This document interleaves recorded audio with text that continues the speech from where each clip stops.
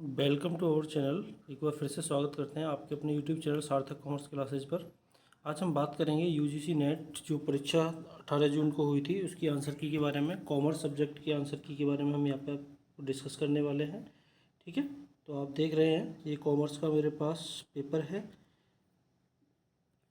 तो यहाँ पे हम देरी ना करते हुए वीडियो को स्टार्ट करेंगे। देखिए, वीडियो को जो आंसर की है हम केवल आंसर पे फोकस करेंगे, क्योंकि अगर मैं डिटेल में सॉल्यूशन इसका बताऊंगा तो वीडियो काफ़ी लंबा हो जाएगा। ठीक है, तो ज़्यादा ना देरी करते हुए क्वेश्चन को मैं थोड़ा सा पढ़ूंगा और उसका आंसर मैं आपको बताऊंगा। ठीक है, ज़्यादा डिस्कस हम इस पर नहीं करेंगे, क्योंकि अगर डिस्कस करने बैठ गया मैं तो काफ़ी समय इस पर खिंच जाएगा। ठीक है, तो चलिए स्टार्ट करते हैं। पहला क्वेश्चन है, एक समझौता जो एक या अधिक पक्षकारों के विकल्प पर विधि द्वारा परिवर्तनीय होता है किंतु अन्य या अन्यों के विकल्प पर परिवर्तनीय नहीं होता है कहलाता है। तो इसका राइट आंसर होगा option number 3, voidable contract. Clear. आगे बात करते हैं। दूसरा क्वेश्चन है, मांग और मांगी गई मात्रा में क्या सम्मिलित नहीं है। मांग और मांगी गई मात्रा में ऑप्शन नंबर 4 होगा प्रतिस्थानी या पूरक वस्तुएं। क्लियर। आगे है, नेक्स्ट क्वेश्चन की तरफ बढ़ते हैं। प्रतिभूति प्रीमियम लेखा के शेष का निम्न में से किसके लिए उपयोग नहीं किया जा सकता। तो इसका राइट आंसर होगा लाभांश वितरण। तीसरा ऑप्शन इसका सही है। बाकी सबका जो से उपयोग इनका किया जा सकता है सिक्योरिटी प्रीमियम का। ठीक है, आगे है, नेक्स्ट की तरफ बढ़ते हैं। दो संख्याएं क्या हैं जिनका योगात्मक माध्य 18 और हरात्मक माध्य 16 है। तो इसका राइट आंसर होगा 24 और 12। सी ऑप्शन करेक्ट होगा। आगे है, किसने अपनी पुस्तक an inquiry into the nature college of the wealth of nations में पूर्ण लाभ का सिद्धांत, जो पूर्ण लाभ का सिद्धांत है वो दिया है एडम स्मिथ ने।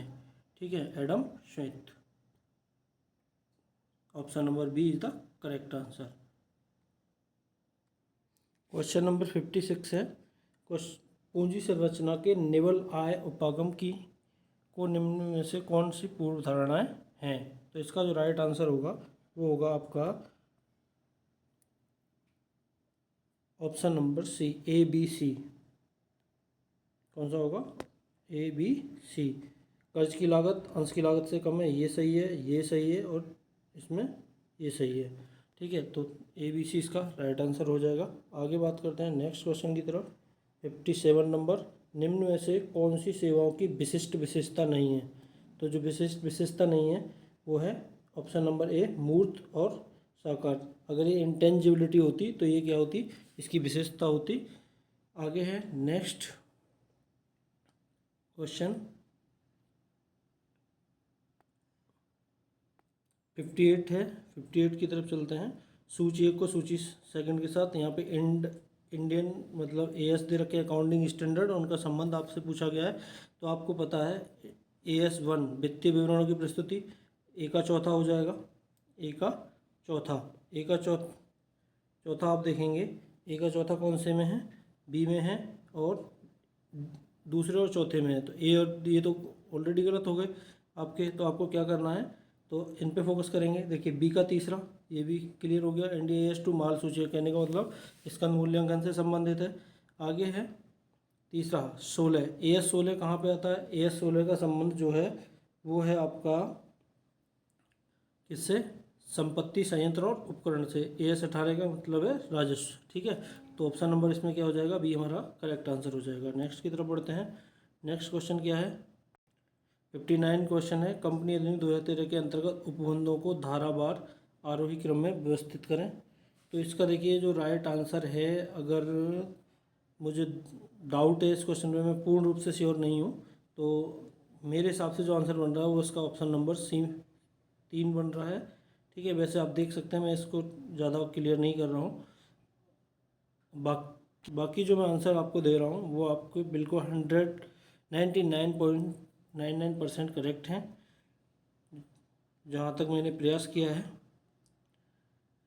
तो चलिए नेक्स्ट क्वेश्चन है, यदि निर्धारण वर्ष 2024-25 के दौरान निर्धारित धारा 115 VAC के अंतर्गत कोई व्यक्ति या करदाता कर प्रतिदायगी का चयन करता है तो निम्न में से कौन सी छूट या कटौती उपलब्ध नहीं होगी। देखिए, ये बात कर रहा है आपके न्यू टैक्स रिजीम की, धारा 115 BAC न्यू टैक्स रिजीम अगर कोई फॉलो करता है तो उसमें ओनली स्टैंडर्ड डिडक्शन की कटौती मिलेगी जो 50,000 रुपये तक है वेतनभोगी कर्मचारी के लिए।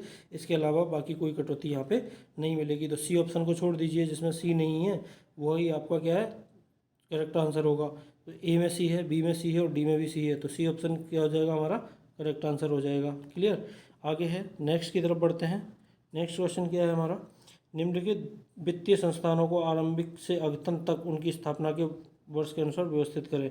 इम्पीरियल बैंक 1921 में आया था, भारतीय स्टेट बैंक 1955, भारतीय जीवन बीमा निगम 1956, यूनिट ट्रस्ट ऑफ इंडिया 1964 और क्षेत्रीय ग्रामीण बैंक 1975। तो ए बी सी डी ई क्रम से ही इसके राइट आंसर है। ऑप्शन नंबर ए हमारा क्या हो जाएगा करेक्ट आंसर हो जाएगा। क्लियर। आगे बढ़ते हैं। अगला है, यदि EBIT 1120, PBT profit before tax 320, fix cost 700, परिचालन उत्तोलन की डिग्री का मान क्या होगा। तो इसका जो राइट आंसर है आप कैलकुलेशन कर सकते हैं। ऑपरेटिंग लीवरेज बराबर होता है OL बराबर होता है C/EBIT। ठीक है, C/EBIT। तो C हम निकालेंगे तो C के लिए हमें दे तो नहीं रखा। EBIT में फिक्स कॉस्ट अगर जोड़ देंगे तो हमारे पास आ जाएगा C आ जाएगा हमारा 1820, मतलब 1120 में 700 जोड़ देंगे तो 1820 बटे और आपका 1120, EBIT कितना 1120 भाग लगाएंगे तो आपका आंसर आ जाएगा 1.625। ये आपका क्या होगा करेक्ट आंसर होगा, ऑप्शन नंबर डी। क्लियर। आगे बढ़ते हैं। नेक्स्ट क्वेश्चन है, आयकर अधिनियम की धारा 44A के अंतर्गत लेखा परीक्षा अनिवार्य है यदि किसी व्यक्ति द्वारा संचालित किए जा रहे व्यवसाय का कुल टर्नओवर निम्नलिखित से अधिक है। तो इसका जो राइट आंसर होगा ऑप्शन नंबर होगा हमारा बी, 1 करोड़ से अधिक है। अगर व्यवसाय की बात करता है, अगर पैसे की बात करता तो वहाँ पे 50 लाख रुपए है। ठीक है, तो B option is the correct answer, 1 crore रुपये इसका करेक्ट आंसर होगा। नेक्स्ट क्वेश्चन की तरफ बढ़ते हैं। नेक्स्ट क्वेश्चन हमारा है, क्षेत्रीय ग्रामीण बैंकों के बारे में निम्नलिखित में से कौन से कथन सत्य हैं। पहला, RRB 2 अक्टूबर 1975 को स्थापित किया गया था, बिल्कुल सही है, ये अब सही है। RRB अधिनियम 1976 अनुप्रयोज्य लागू है, ये भी आपका सही है। RRB की न्यूनतम चुकता पूंजी 10 करोड़ है, ये गलत है। न्यूनतम चुकता पूंजी 10 करोड़ नहीं है, लगभग 25 करोड़ के समथिंग है, आप देख लीजिएगा एक बार। RRB की सेवाएं गोवा सिक्किम राज्यों में उपलब्ध नहीं है, ये भी सही है और ये भी आपका सही है। देखिए, केंद्र सरकार का 50 होता है और राज्य सरकार का 15 और प्रायोजित बैंक का 35%, ये ऐसे रेशियो होता है 50, 15 और 35। ठीक है, तो कौन सा आंसर हमारा बन रहा है A, B, D और E। A, B, D और E कौन से में C ऑप्शन में करेक्ट होगा। क्लियर। आगे बढ़ते हैं नेक्स्ट क्वेश्चन की तरफ। नेक्स्ट क्वेश्चन क्या है, चलिए इसका मुझे सही आंसर कहीं मिल नहीं पाया तो आप कोशिश करूँगा मैं नेक्स्ट वीडियो में जो बचे क्वेश्चन हैं उनको बताने के लिए। तो आगे देखते हैं। नेक्स्ट क्वेश्चन है, किसी कंपनी की कार्यशील पूंजी 6 लाख रुपए है, चालू अनुपात 2.5:1 है और लिक्विड रेशियो 1.5:1 है। माल सूची आपसे पूछा है इन्वेंट्री कितना होगा, तो आप कैलकुलेशन कर लीजिएगा। इसका जो राइट आंसर आएगा ऑप्शन नंबर C, इस तक 4 लाख रुपये इसका करेक्ट आंसर होगा। ठीक है, फॉर्मूला आपको पता ही है। यदि किसी शॉपिंग मॉल में प्रति मिनट औसत 2 ग्राहक पहुँचते हैं तो किसी प्रति मिनट में ठीक 4 ग्राहकों के पहुँचने की प्रायिकता, तो इसके बारे में आप देख लीजिए। मे भी D option is the correct answer होगा। और नेक्स्ट क्वेश्चन है, किसी ऋण या वायदा निष्पादन के भुगतान के लिए ऋणाधार के रूप में वस्तुओं का उपनिधान कहा जाता है। ठीक है, तो इसका जो राइट आंसर होगा 69 का वो होगा शपथ। ठीक है, प्लेज इसका राइट आंसर होगा। आगे बढ़ते हैं नेक्स्ट क्वेश्चन की तरफ। नेक्स्ट क्वेश्चन है, किस प्रकार के बीमा में पॉलिसी लेते समय बीमित हित को उपस्थित होना चाहिए। तो इसका जो राइट आंसर होगा वो होगा ऑप्शन नंबर ए, केवल जीवन बीमा। आगे बढ़ते हैं। नेक्स्ट क्वेश्चन है, निम्न में से कौन सी प्रायिकता प्रतिदर्शन है। तो जो इसका राइट आंसर होगा वो होगा आपका option number A, B, C और E। कौन सा होगा, सॉरी थोड़ा कन्फ्यूजन है इसमें क्वेश्चन में।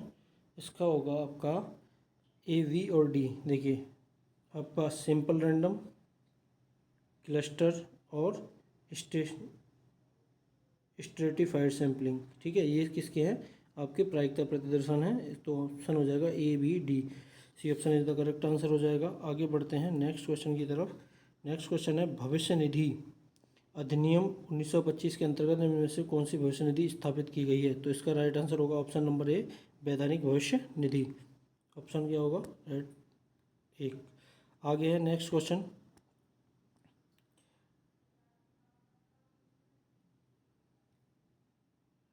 क्वेश्चन है 73।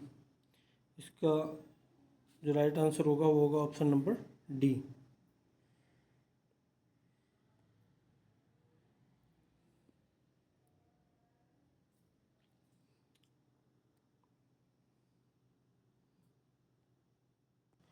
नेक्स्ट क्वेश्चन है सूची 1 के साथ सूची सेकंड का मिलान कीजिए। आपको दे रखा है कर आरोपण और संकलन, पंजीकरण, इनपुट टैक्स क्रेडिट और कर संदाय। तो इसका जो राइट आंसर होगा वो आप मैच कर लीजिएगा। ऑप्शन नंबर बी इसका करेक्ट आंसर होगा। ठीक है, ऑप्शन नंबर बी, पहले का दूसरा, मतलब कर आरोपण का संबंध अध्याय 3 में है, पंजीकरण अध्याय 6, इनपुट टैक्स क्रेडिट अध्याय 5 और कर संदाय अध्याय 10। ठीक है, आगे बढ़ते हैं नेक्स्ट क्वेश्चन की तरफ। नेक्स्ट क्वेश्चन क्या है हमारा? प्रबंधन लोगों के द्वारा कार्य करवाने की कला है। ये कथन किसका है? मैरी पार्कर फॉलेट का कथन है। बी ऑप्शन करेक्ट होगा, मैरी पार्कर फॉलेट। आगे निम्न में से किस लेखांकन मानदंड के अनुसार मांग पर देय बैंक ओवरड्राफ्ट और रोकड़ को रोकड़ समतुल्य AS3 cash flow statement revised. ठीक है, आगे बात बढ़ते हैं। किसी व्यवसायिक फर्म द्वारा निर्णय निर्माण के चरणों को अंतिम से प्रथम क्रम में व्यवस्थित करें। ठीक है, तो आप इसको देख लीजिएगा एक बार। इसका जो राइट आंसर होना चाहिए वो होगा ऑप्शन नंबर डी। क्या होगा? ऑप्शन नंबर डी, इसको लगाइएगा। ठीक है, आगे है नेक्स्ट बढ़ते हैं अगले क्वेश्चन की तरफ। अगला क्वेश्चन, निम्नलिखित में से कौन सी ठेकेदारों को भुगतान पर TDS की दर है? यदि प्राप्तकर्ता एक व्यक्ति है तो 1% होगा, यदि पैन उपलब्ध नहीं है तो 20% होगी। आगे है नेक्स्ट क्वेश्चन, निम्न में से कौन सी विदेशी विनिमय दर के बारे में सत्य है?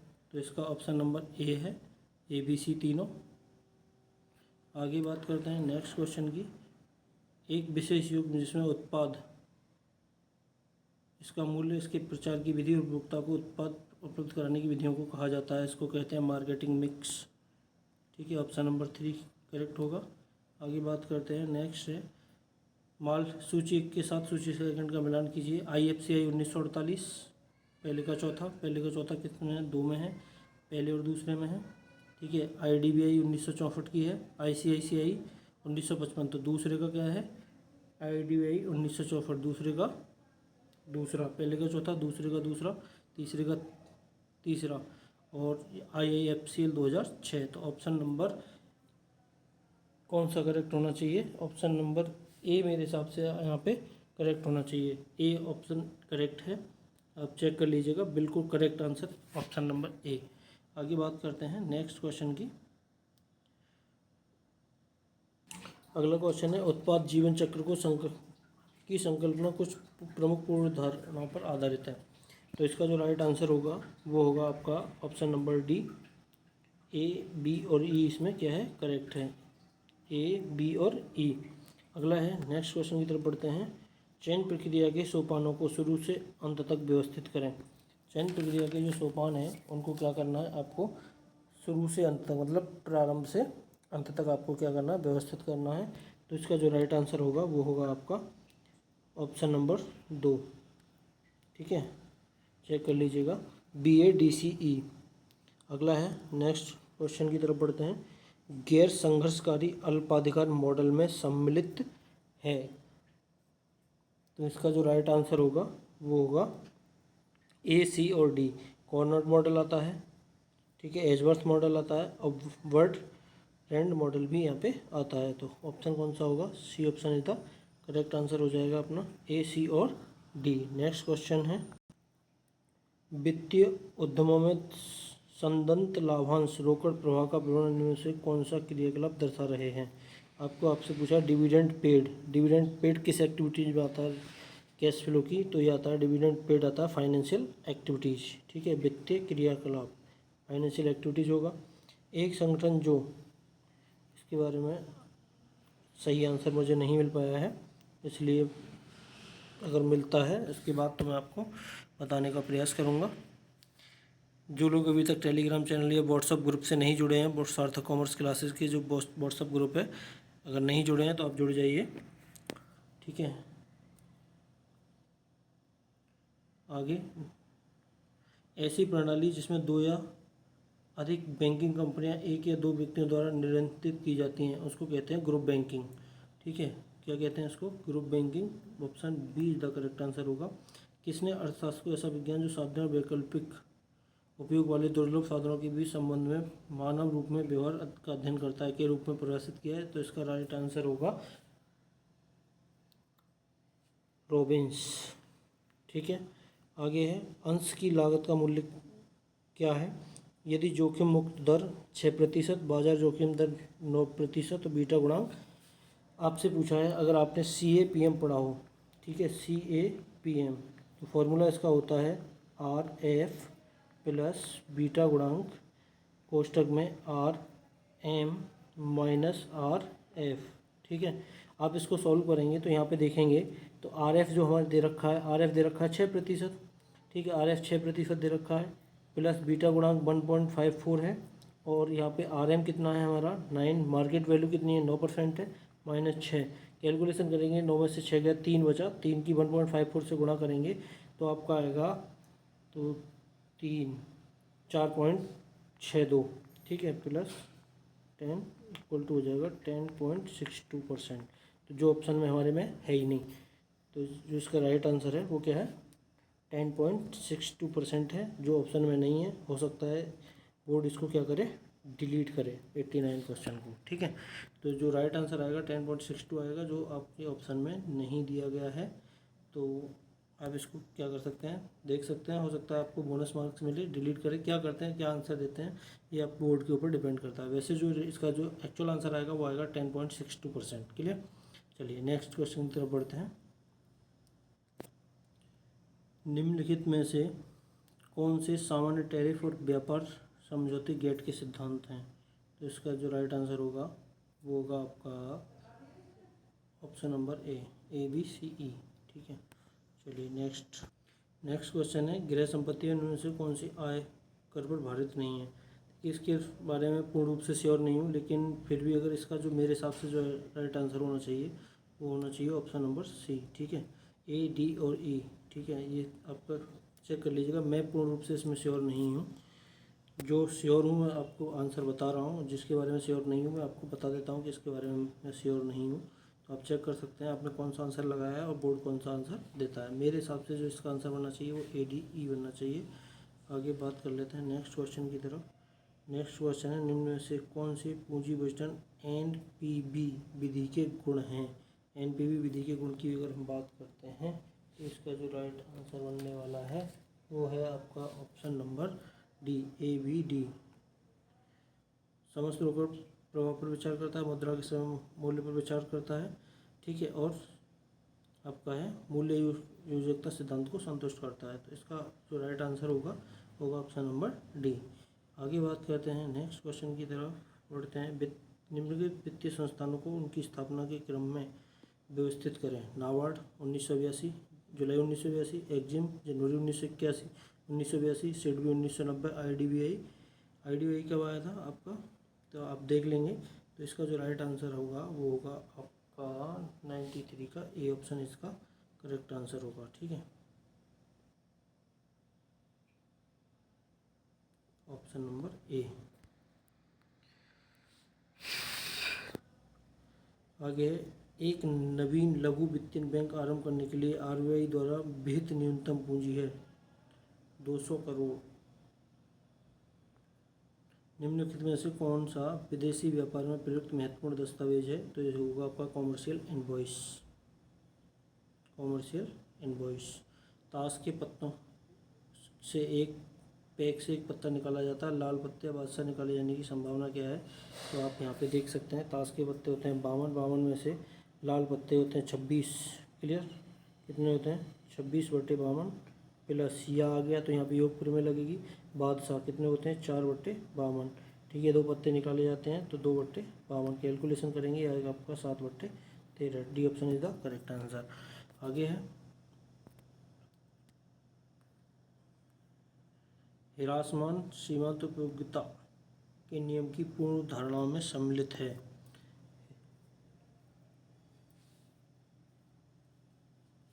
इसका करेक्ट आंसर होगा A B C. A B C. Next बढ़ते हैं आगे। निम्नलिखित में से कौन सी तृतीय पीढ़ी संतुलित स्कोर कार्ड के प्रमुख प्रभाग हैं? थर्ड जनरेशन,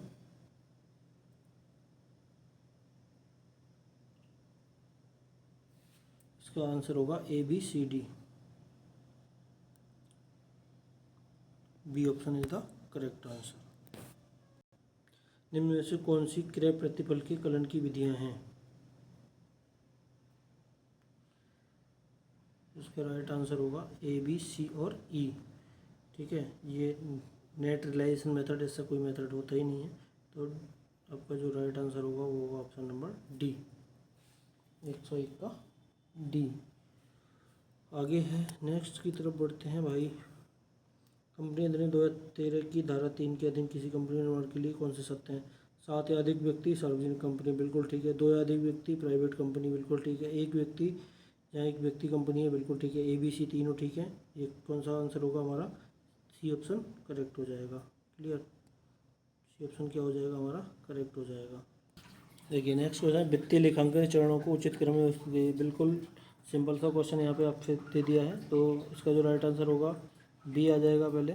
ठीक है, आइडेंटिफिकेशन करेंगे, फिर क्या करेंगे अपन? रिकॉर्डिंग करेंगे, रिकॉर्डिंग के बाद क्लासिफिकेशन, क्लासिफिकेशन के बाद समराइजेशन और फिर इंटरप्रिटेशन ऑफ रिजल्ट। ठीक है, तो C option is the correct answer यहाँ पे होगा हमारा B D C A C, C A E sorry.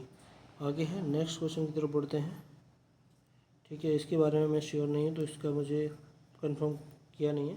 किस वर्ष टैरिफ और व्यापार संबंधी सामान्य समझौता गेट स्थापित किया गया था? तो गेट किस वर्ष आया था? अक्टूबर 1947 में आया था गेट। क्लियर। आगे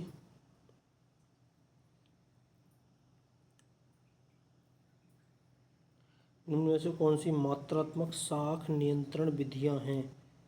मात्रात्मक शाख नियंत्रण विधियां कौन कौन सी हैं? ठीक है, तो इसका जो राइट आंसर होगा बैंक दर नीति, ओपन मार्केट होता है, और ये आपका वेरिएबल रिजर्व रेशियो। तो ए बी और ई कौन कौन सी हैं? ए बी और ई राइट आंसर होगा। आगे बढ़ते हैं, नेक्स्ट क्वेश्चन की तरफ हम बढ़ते हैं। नेक्स्ट क्वेश्चन है बिल्कुल सिंपल सा है। 80 DDV चिकित्सा उपचार के संबंध में कटौती, पहले का हो जाएगा चौथा। 80E उच्च शिक्षा के लिए ऋण के संबंध में कटौती। 80GG संदत किराए के संबंध में कटौती, और 80GGB राजनीतिक दल को दिए गए दान के संबंध में कटौती। तो आपको जो राइट आंसर होगा वो कौन सा हो जाएगा? आप देख सकते हैं पहले का चौथा। पहले का चौथा किस में है? केवल एक ही ऑप्शन यहाँ पे हमारा मिल रहा है, ऑप्शन नंबर सी पहले। ठीक है, आगे बढ़ते हैं। नेक्स्ट क्वेश्चन बहुत ही सिंपल सा क्वेश्चन था। निम्न में से कौन से लेनदेन वित्तीय कंपनियों द्वारा रोकड़ प्रवाह विवरण में निवेश क्रियाकलापों के रूप में दर्शाए जाते हैं? तो निवेश का मतलब इन्वेस्टिंग एक्टिविटीज़ में कौन कौन सी चीज़ें आपकी आएंगी? नियत आस्तियों की बिक्री से रोकड़ प्राप्तियाँ, बिल्कुल सही है। नियत आस्तियाँ का मतलब आपसे बोला है फिक्स असेट्स। ठीक है, तो ए भी आएगा। क्या आएगा आपका? ए भी आएगा। और आपका ए किस में? ए तो ये तो हो नहीं सकता, ये दो तो होंगे नहीं, तो ए सी और ई, ये बी ऑप्शन इसका क्या हो जाएगा? करेक्ट आंसर हो जाएगा। ठीक है, आगे चलिए, ये भी एक अगला क्वेश्चन है। सूची 1 के साथ सूची सेकंड का मिलान कीजिए। कृषि है धारा 10(1) पहले का चौथा। आप देख पा रहे होंगे ए पहले और दूसरे ऑप्शन में पहले का चौथा है। स्वैच्छिक सेवानिवृत्ति से प्राप्त राशि, वॉलंटरी रिटायरमेंट की बात करते हैं तो धारा 10CC वहाँ पे लागू होती है। ठीक है, धारा 10CC। आवास किराए की बात करें तो धारा 10(13)A। ठीक है, तीसरे का पहला केस में ए, ऑप्शन नंबर ए हमारा क्या हो जाएगा? करेक्ट आंसर हो जाएगा। ठीक, आगे नेक्स्ट बढ़ते हैं हम। अगला क्वेश्चन है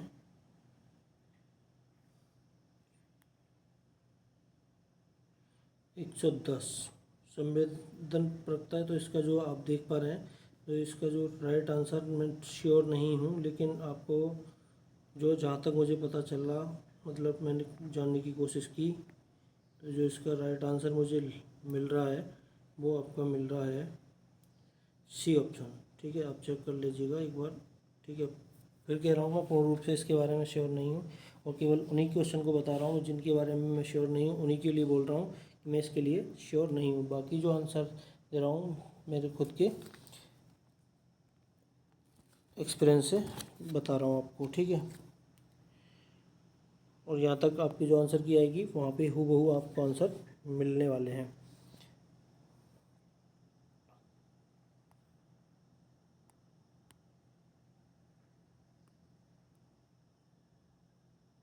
देखिए एक और क्वेश्चन है, निम्नलिखित अंतर्राष्ट्रीय संगठनों को पुराने से नए उनके निर्माण वर्ष के रूप में व्यवस्थित करें। तो सामान्य टैरिफ गेट आपको बताया था अक्टूबर 1947 में आया, WTO 1995 में आया।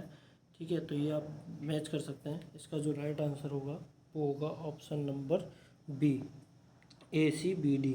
क्लियर, क्या होगा? ACBD। आगे नेक्स्ट क्वेश्चन की तरफ हम बढ़ते हैं। इसके बारे में आप देख लीजिएगा, मुझे इसके बारे में श्योर नहीं हूँ। जिसके बारे में श्योर नहीं हूँ आपसे स्पष्ट बोल रहा हूँ कि श्योर नहीं।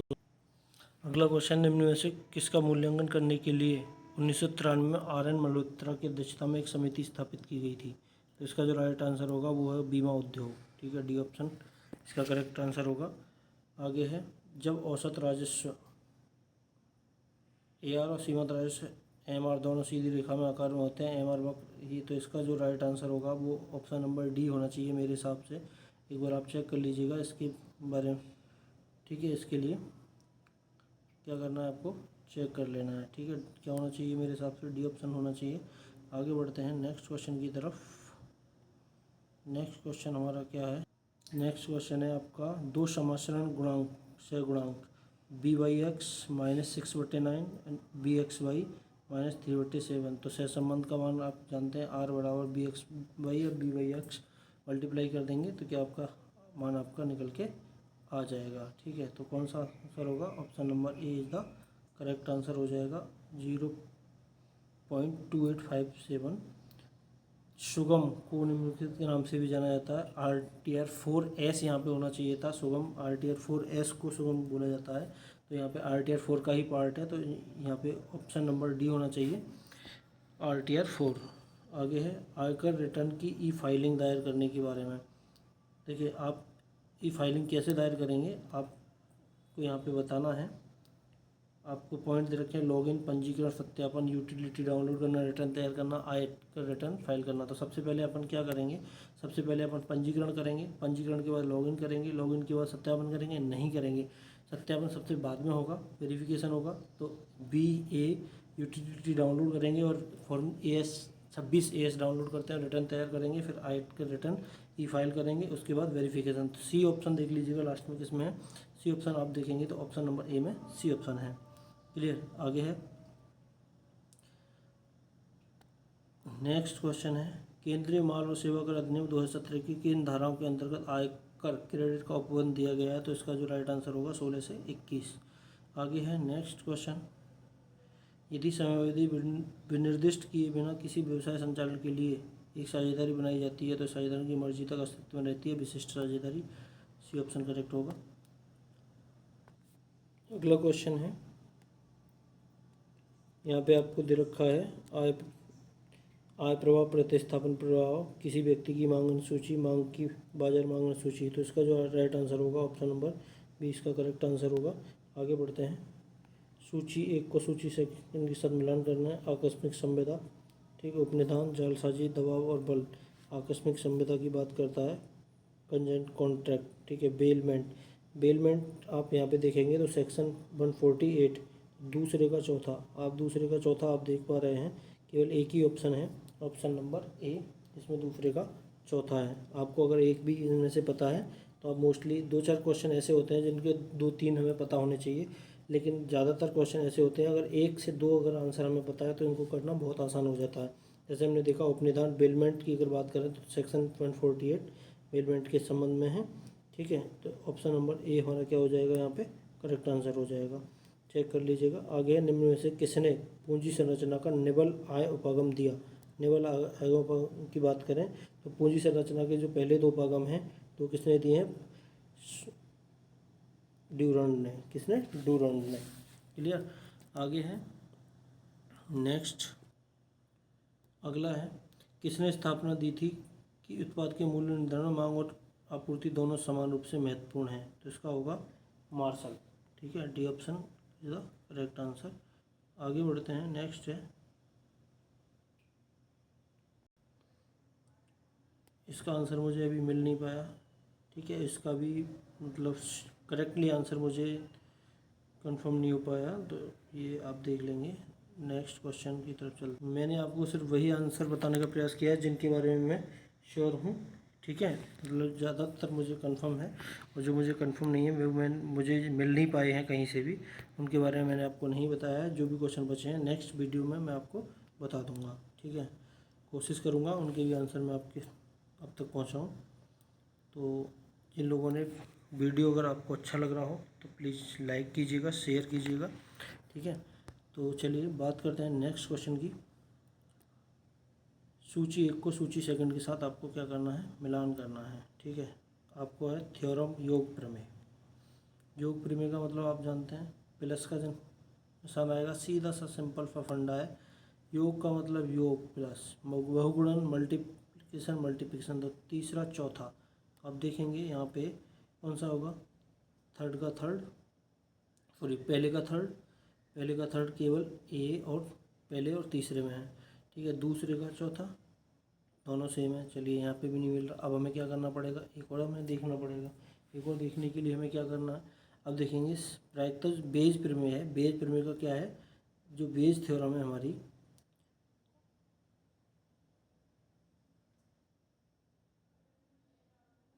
बेज थ्योरम जो है हमारी वो क्या है, एक सेकेंड, बेज थ्योरम आ जाएगा आपका पहला। ठीक है, मतलब चौथे का पहला, तो चौथे का पहला किसमें, D, C option is the हमारा यहाँ पे क्या हो जाएगा, करेक्ट आंसर हो जाएगा। आगे बात करते हैं नेक्स्ट क्वेश्चन की तरफ।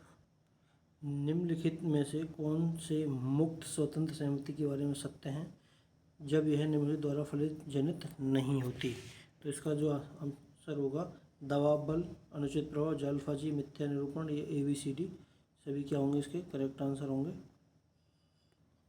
अगला है सूची फर्स्ट को सूची सेकंड के साथ तुलनात्मक लाभ का सिद्धांत, डेविड रिकार्डो। पहले का दूसरा, पहले में है और दूसरे में है। ठीक है, प्रतिस्पर्धी लाभ का सिद्धांत, क्रय शक्ति समता सिद्धांत। क्रय शक्ति समता सिद्धांत किसका है, गुस्ताव कैसल का है। सी का चौथा दोनों किस में है, पहले का दूसरा। सी का चौथा मतलब दोनों में ही सी का चौथा दे रखा है, अभी हम क्लियर नहीं कर पा रहे हैं, पहले का दूसरा, सी का चौथा। पूर्ण लाभ का सिद्धांत किसने दिया था, पूर्ण लाभ का सिद्धांत आपको पहले भी पढ़ा है आपने, इसमें एक क्वेश्चन और आया है पूर्ण लाभ के सिद्धांत के ऊपर, उसका कौन सा है, पूर्ण लाभ का जो सिद्धांत दिया था वो दिया था किसने, एडम स्मिथ ने। तो डी का तीसरा ऑप्शन नंबर बी का क्या हो जाएगा, करेक्ट आंसर हो जाएगा ऑप्शन नंबर बी। ठीक है, आगे बढ़ते हैं नेक्स्ट की तरफ। नेक्स्ट क्वेश्चन क्या कहता है हमारा, वितरण के चैनल हैं। तो डिस्ट्रीब्यूशन चैनल कौन कौन से हैं, डायरेक्ट है, शून्य स्तर चैनल जिसे बोलते हैं, द्विस्तर और एक स्तर भी है, और अनन्य वितरण ABC। ठीक है, ABC ऑप्शन करेक्ट आंसर होगा। आगे बात करते हैं नेक्स्ट क्वेश्चन की तरफ। किसने प्रबंध के सिद्धांत या प्रबंध प्रक्रिया शाखा के नाम से प्रचलित नवीन विचारधारा शाखा प्रदान की है। राइट आंसर होगा हेनरी फयोल। 135 का आंसर मुझे नहीं मिल पाया। 136 क्वेश्चन नंबर 136, निवेश पर उचित ब्याज। ठीक है, निवेश पर उचित ब्याज, बैंक ओवरड्राफ्ट। बैंक ओवरड्राफ्ट का मतलब चालू देनदारियाँ। दूसरे का पहला आप देख सकते हैं, दूसरे का पहला कौन से में है, तीसरे और चौथे में दूसरे का पहला है। आगे है ट्रेडमार्क। ट्रेडमार्क क्या है, संपत्ति होती है, संपत्ति संयंत्र और उपकरण है।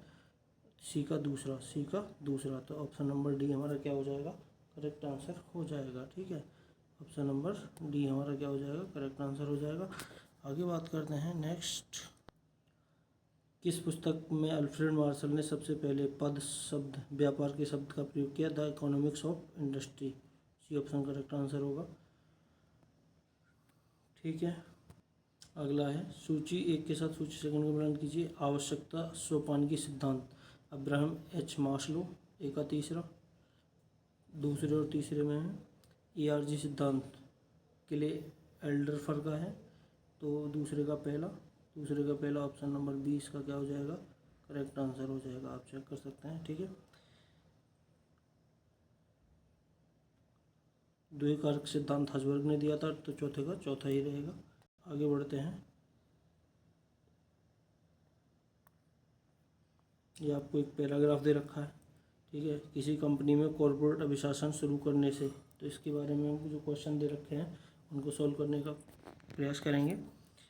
जो इसके जो राइट आंसर हैं वो इस प्रकार हैं। चलिए, ये पैराग्राफ के अनुसार कॉर्पोरेट अभिशासन का अनुपालन करने से निवेशकों को क्या लाभ है? ठीक है, तो इसका जो राइट आंसर होगा वो होगा ऑप्शन नंबर सी, सत्य वित्तीय निष्पादन में विश्वास। आगे है, किसी कंपनी के कॉर्पोरेट अभिशासन शुरू करने के प्राथमिक लक्ष्यों में से एक है। प्राथमिक लक्ष्य क्या है कॉर्पोरेट अभिशासन का? इसका जो राइट आंसर होगा वो होगा ऑप्शन नंबर बी, वित्तीय निर्माण को व्यवस्थित और विधिवत करना। आगे है, नेक्स्ट की तरफ बढ़ते हैं। कॉर्पोरेट अभिशासन किसी कंपनी में किस प्रकार अनैतिक नीतियों को प्रबंधन का खुलासा करने की सहायता करता है? तो जवाबदेहिता सुनिश्चित करके और पारदर्शिता को बढ़ावा देकर। आगे है नेक्स्ट क्वेश्चन, पैराग्राफ में उल्लिखित कॉर्पोरेट अभिशासन के लाभों में से एक है। क्या क्या कौन सा लाभ है इसका कॉर्पोरेट अभिशासन का? तो इसका जो लाभ है निवेशकों के भरोसे और संबंधों में सुधार करना। ठीक है, अगला है, पैराग्राफ एक प्रणाली के रूप में कॉर्पोरेट अभिशासन को किस प्रकार विवरणित करता है? तो इसका होगा कुछ कमियों के साथ एक पारदर्शी लोकतांत्रिक प्रणाली।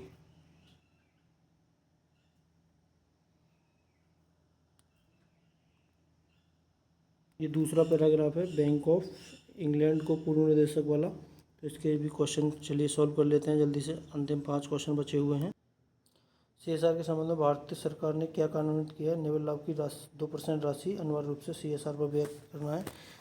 ये होगा आपका करेक्ट आंसर हो जाएगा। आगे है नेक्स्ट क्वेश्चन, पैराग्राफ के अनुसार आधुनिक डिजिटल विश्व में कंपनी के सामाजिक उत्तरदायित्व का क्या महत्व है? तो इसका जो होगा ऑप्शन नंबर सी। क्लियर? तो ये थे हमारे वीडियो के पूरे 100 क्वेश्चन, जिनमें से हमने मैक्सिमम क्वेश्चनों को आपको सही उत्तर देने का प्रयास किया है। आप मैच कर सकते हैं कितने क्वेश्चन आपके सही हो रहे हैं, ये आप मुझे वीडियो के कमेंट बॉक्स में कमेंट करेंगे। और जो लोग अभी तक चैनल से नहीं जुड़े हैं प्लीज़ जुड़ जाइए। और आप ऐसे ही आगामी परीक्षाएं जैसे assistant professor, TGT, PGT, commerce से रिलेटेड जितनी भी परीक्षाएं हैं उनकी तैयारी करना चाहते हैं तो प्लीज़ इस चैनल से जुड़ जाएं। और जो टेलीग्राम चैनल का लिंक मैं डिस्क्रिप्शन में दे दूंगा, वहाँ से आप जुड़ सकते हैं। व्हाट्सएप ग्रुप हमने बनाया हुआ है कॉमर्स के लिए एक स्पेशल अलग से, तो वहाँ से आप उसमें भी जुड़ सकते हैं। तो कमेंट करके बताएं वीडियो कैसा लगा। अगर वीडियो पसंद आया हो, ठीक है, तो प्लीज़ शेयर कीजिएगा, वीडियो को लाइक कीजिएगा। Thanks for watching.